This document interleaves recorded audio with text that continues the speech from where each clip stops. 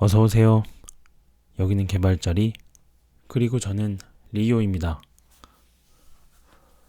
오늘은 문제를 해결하며 공부하기 그 두 번째, 끝까지 파보기에 대한 설명이에요. 끝까지 파보기. 대체 뭘 끝까지 파보라는 걸까요? 총 5단계로 되어 있는데요. 첫 번째는 이 문제에 대해서 전문가 되어보기입니다. 자, 우리의 도전 과제를 지난번에 정했을 거예요. 그럼 여기다가 적어주시고, 전문가 되는 방법. 여러분이 선택한 도전 과제의 전문가이신가요? 그렇지 않다면 이 문제를 어떻게 해결할 거예요? 그렇죠? 지금부터 공부하면 됩니다. 지금부터 알아가면 됩니다. 지금부터 성장하면 됩니다. 그래서 우리는 이 문제를 기반으로 성장을 할 거고요. 그렇다면 전문가가 되기 위해서 궁금한 것들을 좀 적어봅시다.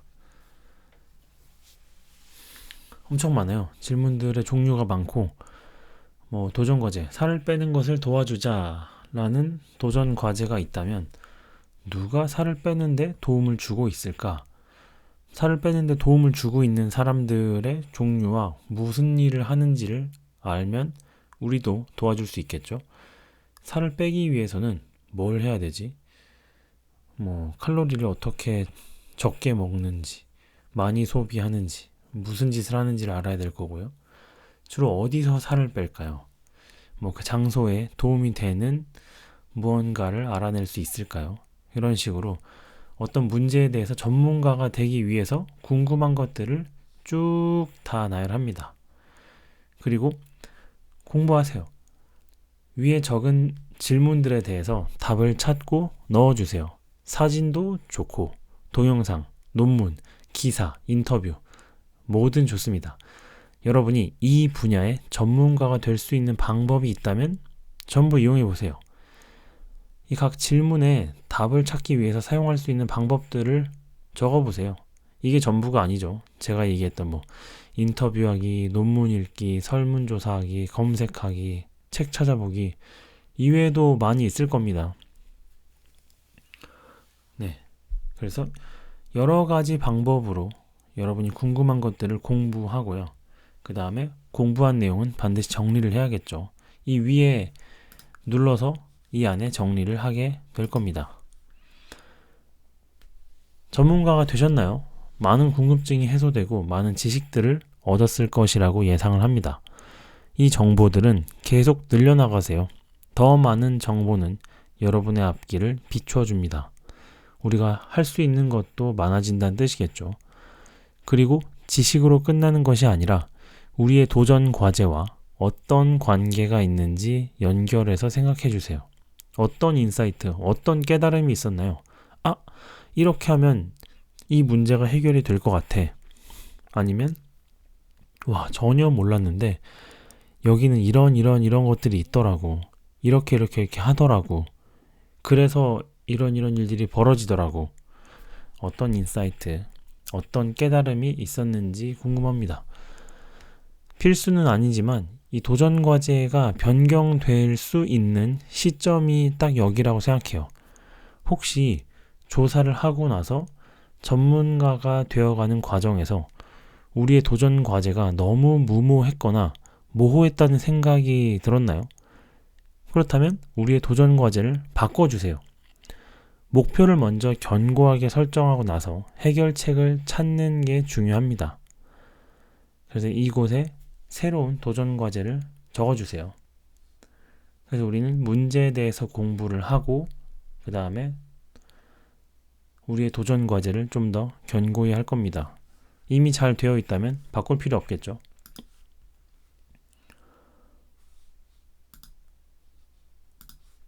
그 다음에 이제 해결 방법을 고민합니다. 자, 우리의 도전 과제가 있으면 우리가 얻은 지식들을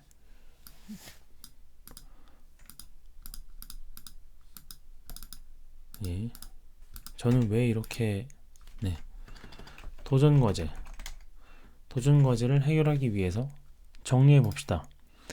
구성, 이런 깨달음, 누구에게, 어떤 문제, 어떤 도움, 깨달은 것들을 다 정리를 하는 순간이에요. 여기가 점점점 쌓이겠죠. 우리의 인사이트와 우리의 지식이 넓어지겠죠. 뭐 여기다가 작성을 해도 여기가 아니지.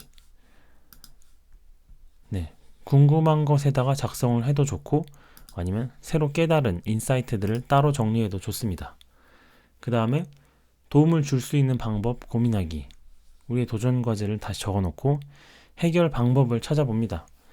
우리의 도전 과제를 해결하기 위한 방법에는 어떤 것들이 있나 나열해봅시다.